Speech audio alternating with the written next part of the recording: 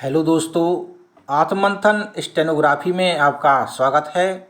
105 शब्द की गति से आरएसएम एसएसबी या आरएसएसबी के लिए डिक्टेशन शुरू होगा कुछ समय बाद। अगर आप इस डिक्टेशन का पीडीएफ प्राप्त करना चाहते हैं तो हमारे व्हाट्सएप ग्रुप से जुड़ सकते हैं, जिसका लिंक वीडियो के डिस्क्रिप्शन में है। डिक्टेशन शुरू होने में कुछ सेकंड शेष। स्टार्ट। अपने विद्यालय में शिक्षक दिवस के अवसर पर आयोजित एक भव्य समारोह में मैं एक शिक्षा मंत्री के तौर पर भाषण दे रहा था। विराम। इस भाषण में मैं भारत की प्रगति के लिए वर्तमान शिक्षा प्रणाली एवं शिक्षा के उद्देश्यों में परिवर्तन की बातें कर रहा था। विराम। अभी मेरी बातें पूरी भी नहीं हुई थीं कि अचानक किसी ने मुझे आवाज़ दी और मेरी नींद टूट गई। विराम। नींद टूटने के साथ ही मेरा खूबसूरत स्वप्न भी अधूरा रह गया, लेकिन नींद से जागने के बाद मैं सोचने लगा कि यदि मैं वास्तव में कभी शिक्षा मंत्री बन सका तो स्वप्न में शिक्षा में सुधार के संदर्भ में व्यक्त अपनी बातों को अवश्य पूरा करने की कोशिश करूँगा। विराम। समाज एवं देश के हित के लिए शिक्षा के उद्देश्यों का निर्धारण आवश्यक होता है। विराम। चूँकि समाज एवं देश में समय के अनुसार परिवर्तन होते रहते हैं, इसलिए शिक्षा प्रणाली एवं इसके उद्देश्यों में भी समय के अनुसार परिवर्तन आवश्यक है। विराम। उदाहरण के लिए प्राचीन काल में शिक्षा के उद्देश्य चरित्र निर्माण, व्यक्तित्व विकास, संस्कृति का संरक्षण, सामाजिक कर्तव्यों का विकास इत्यादि थे, किंतु वर्तमान काल में मनुष्य के विकास के लिए इन उद्देश्यों के अतिरिक्त व्यावसायिक एवं तकनीकी शिक्षा पर भी जोर दिया जाना आवश्यक है। विराम। वर्तमान समय में कंप्यूटर की शिक्षा के बिना मनुष्य को लगभग अशिक्षित ही माना जाता है, क्योंकि अब दैनिक जीवन में कंप्यूटर का प्रयोग बढ़ा है। विराम। इसलिए मैं शिक्षा मंत्री के रूप में वर्तमान सैद्धांतिक शिक्षा पर जोर देने वाली शिक्षा के स्थान पर व्यावहारिक शिक्षा को महत्व देने वाली व्यावसायिक एवं तकनीकी शिक्षा की व्यवस्था करवाता। विराम। इसके साथ ही शिक्षा में कंप्यूटर के प्रयोग को बढ़ावा भी देता। विराम। प्रौढ़ शिक्षा का तात्पर्य उन प्रौढ़ व्यक्तियों को शिक्षा प्रदान करना है जिन्होंने विद्यालय में किसी प्रकार की शिक्षा प्राप्त नहीं की है। विराम। प्रौढ़ शिक्षा का उद्देश्य लोग प्राय लिखने, पढ़ने एवं गणित का सामान्य ज्ञान प्राप्त करने तक सीमित समझते हैं, किंतु इन मूल उद्देश्यों के साथ साथ प्रौढ़ शिक्षा का उद्देश्य व्यक्ति के बौद्धिक विकास के साथ ही उसका सामाजिक विकास करना भी है, ताकि वह अपने सामाजिक, राजनीतिक तथा आर्थिक अधिकारों एवं कर्तव्यों को समझ सके। विराम। प्रौढ़ शिक्षा के इन महत्वों को देखते हुए मैं इसकी समुचित व्यवस्था करवाता। विराम। किसी भी देश की प्रगति तब तक नहीं हो सकती जब तक वहाँ की नारियों की प्रगति न हो। प्राचीन काल में भारत में नारियों को भी पुरुषों के समान शिक्षा के अवसर उपलब्ध थे, किंतु विदेशी आक्रमणों एवं अन्य कारणों से नारियों को शिक्षा प्राप्त करने से वंचित किया जाने लगा एवं समाज में पर्दा प्रथा, सती प्रथा जैसी कुप्रथाएं व्याप्त हो गईं। विराम।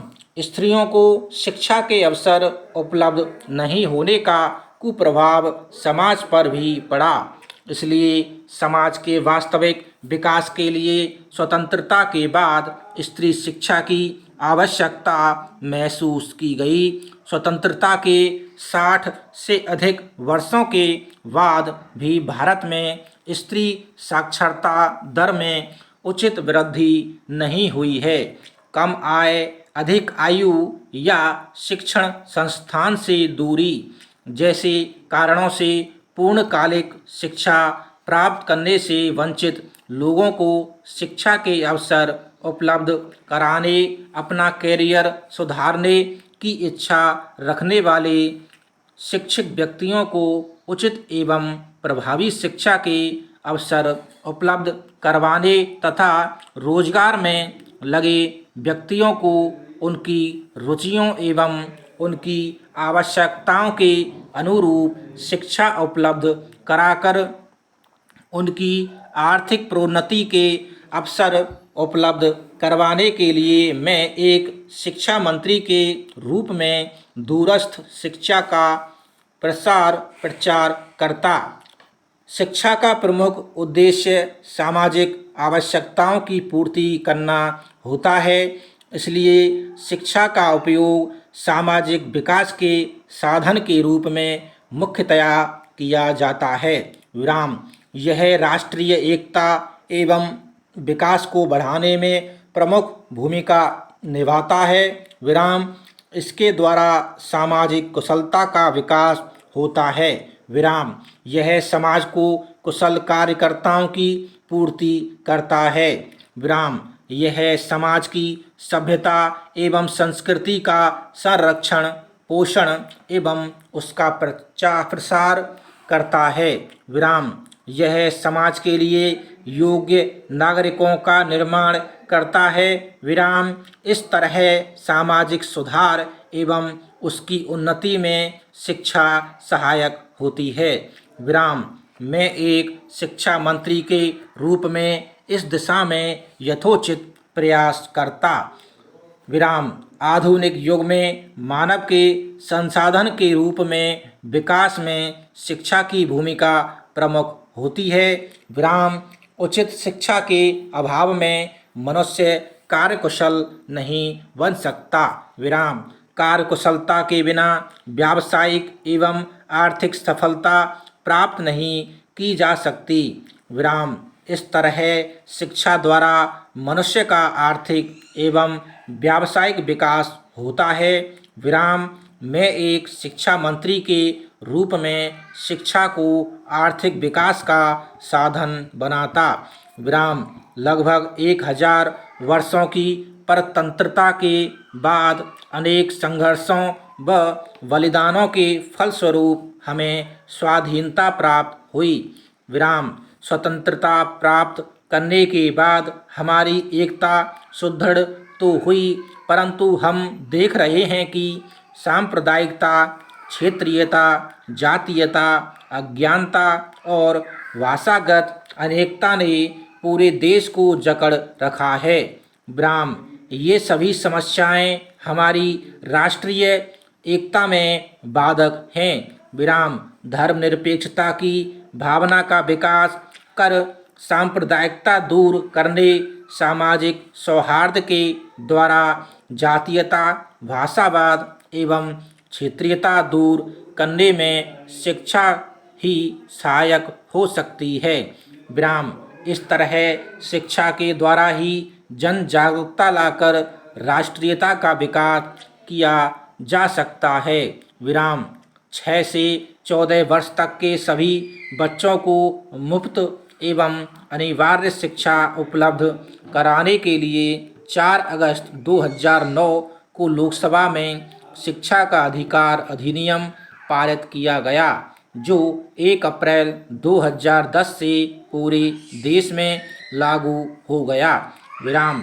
इस अधिनियम के अनुसार भारत के 6 से 14 आयु वर्ग वाले सभी बच्चों को मुफ्त एवं आधारभूत शिक्षा उपलब्ध कराना अनिवार्य है तथा इस उद्देश्य की पूर्ति के लिए बच्चों से किसी प्रकार का कोई शुल्क नहीं लिया जाएगा और न ही उन्हें शुल्क अथवा किसी खर्च की वजह से आधारभूत शिक्षा लेने से वंचित करने का प्रावधान है। विराम स्वतंत्रता प्राप्ति के बाद निजीकरण को बढ़ावा देने के लिए अनुदान एवं सरकारी सहायता के फलस्वरूप भारत में निजी शिक्षण संस्थानों की बाढ़ सी आ गई है। विराम स्थिति अब ऐसी हो चुकी है कि इस पर जल्द रोक न लगाई गई तो छात्रों को स्तरीय शिक्षा मिलना मुश्किल हो जाएगा। इसकी वजह यह है कि अधिकतर निजी शिक्षण संस्थान धन कमाने का केंद्र बनते जा रहे हैं एवं इनके द्वारा छात्रों एवं अभिभावकों का शोषण हो रहा है।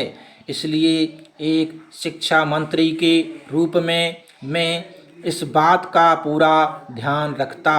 विराम इसके लिए आवश्यकता पड़ने पर पर्याप्त संख्या में विद्यालय खोलता तथा प्रत्येक 30 छात्रों के लिए एक शिक्षक के अनुपात को पूरा करने के लिए पर्याप्त संख्या में नए शिक्षकों